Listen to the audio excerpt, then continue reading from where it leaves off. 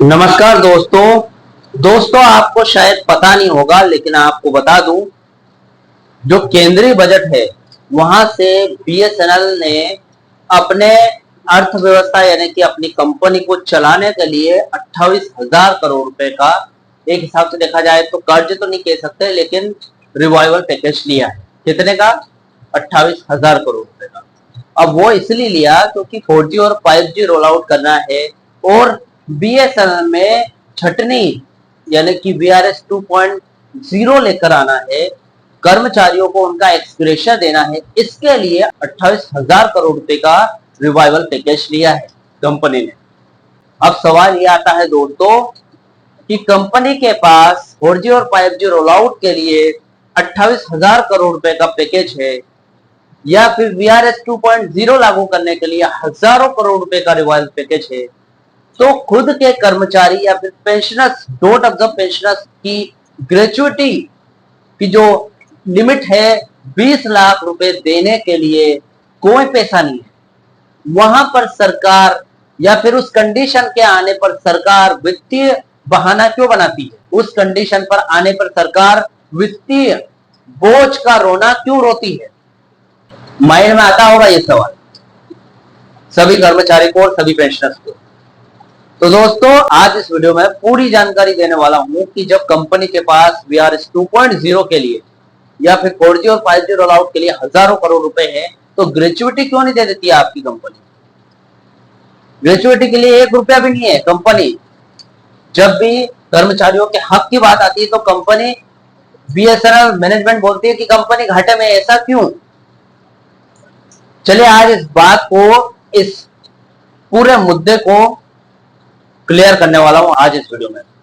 दोस्तों फिलहाल अगर आप चैनल पर नए हो, बीएसएनएल से जुड़ी खबरें रोज देखना चाहते हो तो मेरे चैनल को फॉलो कर सकते हैं, मेरे चैनल को सब्सक्राइब कर सकते हैं। मेरा नाम है सुनील विश्वकर्मा। और दोस्तों ये जो जानकारी मेरे द्वारा दी गई जानकारी आपको थोड़ी सी भी सही लगे, अच्छी लगे, सटीक लगे तो वीडियो को एक लाइक करके जरूर जाना भाई साहब। चलिए दोस्तों बढ़ाते हैं वीडियो को आगे। दोस्तों देखिए, जब आप पूछते हैं कि एक तरफ स्वदेशी 4G और 5G और वीआरएस 2.0 के लिए हजारों करोड़ रुपए हैं, तो बुजुर्गों की 20 लाख की ग्रेचुइटी और एरियर के वक्त वित्तीय संकट का राग क्यों गाया जाता है?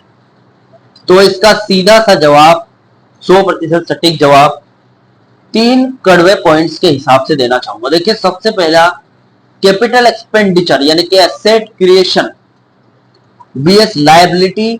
सरकार इन दोनों खर्चों को यानी कि कैपिटल एक्सपेंडिचर और लायबिलिटी दोनों खर्चों को किस नजरिए से देखती है? देखिए 4G और 5G इंफ्रास्ट्रक्चर पर खर्च के नजरिए से सरकार इसे कैपिटल इन्वेस्टमेंट यानी कि पूंजीगत निवेश मानती है।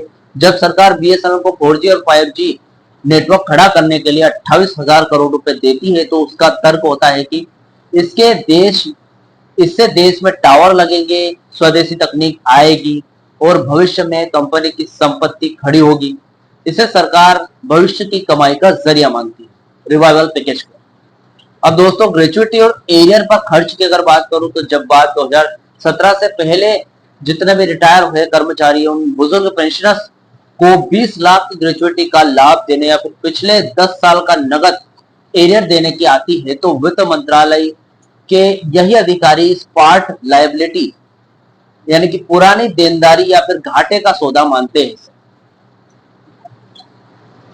सरकार की सोच यह होती है कि इस पैसे को देने में सीधे कोई भी नई संपत्ति खड़ी नहीं हो रही, यानी कि देखा जाए तो पेंशनर्स को उनका पेंशन रिवाइज करेंगे, 10 साल की ग्रेचुइटी का एरियर देंगे या फिर 10 साल का जो बड़ा हुआ इंक्रीमेंट है उसका एरियर देंगे। तो इससे सरकार किसी में निवेश नहीं कर रही है, सरकार ऐसा मानती है। यानी कि कहीं निवेश करेगी तो वो पैसा बढ़ेगा, लेकिन ये पैसा कर्मचारियों में एक बार जाएगा तो जाता रहेगा, एक बार गया तो जाता रहेगा। इसलिए अफोर्डेबिलिटी क्लोज, घाटे का नियम का रोना रोकर इस फाइल को सबसे नीचे दबा दिया जाता है। दोस्तों वीआरएस 2.0 का असली चक्रव्यूह, असली जो प्लानिंग है, छटनी के लिए पैसा है, हक के लिए नहीं। इसकी अगर बात करूं, वीआरएस 2.0 पर सरकार की मंशा। खबरें आ रही है दोस्तों कि सरकार 31 अक्टूबर 2026 तक 35% तक स्टाफ को और कम करने के लिए वीआरएस 2.0 लाने की तैयारी में। इसके तहत बाहर जाने वाले कर्मचारियों को एक मुश्त हजारों करोड़ की अनुग्रह राशि यानी कि एक्स ग्रेशिया दी जाएगी।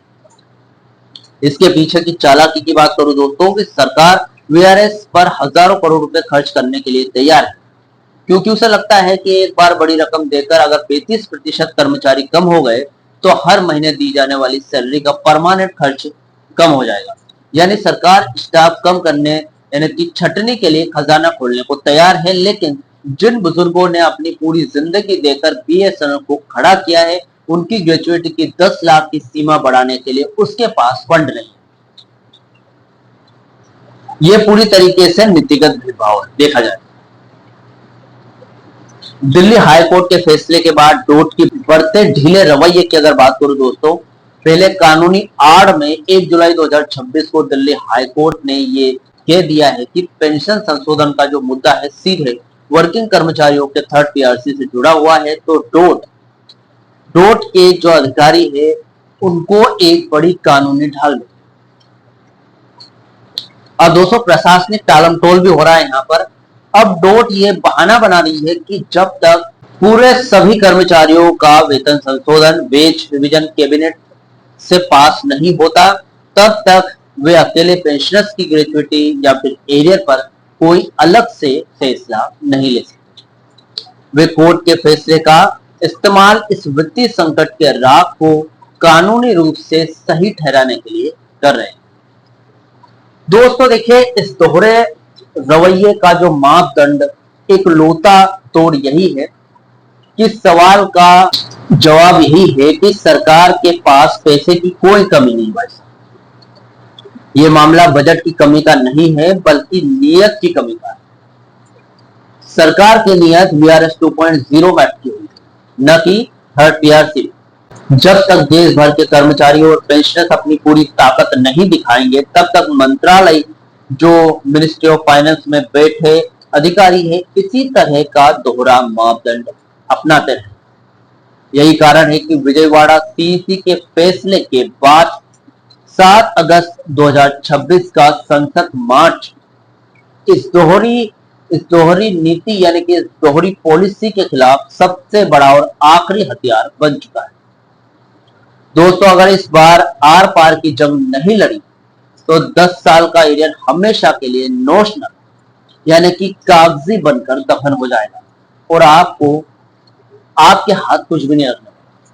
दोस्तों डिपेंड करता है कि आपका जो हाल ही में 7 अगस्त को संसद मार्च आने वाला है, यानी कि आप संसद मार्च पर जाएंगे दिल्ली में, वो किस तरीके से जबरदस्त सफल हो पाता है, सफलता हासिल करता है, वही तय करेगा कि आपकी ग्रेजुएटी की लिमिट मिलेगी या नहीं, आपको आपका मनमाना फिटमेंट मिलेगा या नहीं, आपको 2017 के हिसाब से आपकी पेंशन रिवाइज होगी या नहीं, कर्मचारियों का वेज रिवाइज होगा या नहीं, या फिर आपका 2017 से 2026 तक का आईडीए बढ़ा हुआ आईडीए मिलेगा या नहीं, सब कुछ संसद मार्च तय करेगा। इसके बाद भी कर्मचारी यूनियनों और पेंशनर्स एसोसिएशनों की नई प्लानिंग है किस तरीके से हासिल करना है पेंशन रिवाइज और थर्ड पीआरसी। फिलहाल दोस्तों मेरे द्वारा दी गई जानकारी या फिर इस जानकारी से जुड़ा हुआ जो भी डाउट या क्वेश्चन वगैरह हो तो मुझे कमेंट बॉक्स में कमेंट कर सकते हैं। वीडियो अच्छा लगा हो तो वीडियो को लाइक कमेंट जरूर करें। मिलता है दोस्तों नेक्स्ट वीडियो में। सी यू सून।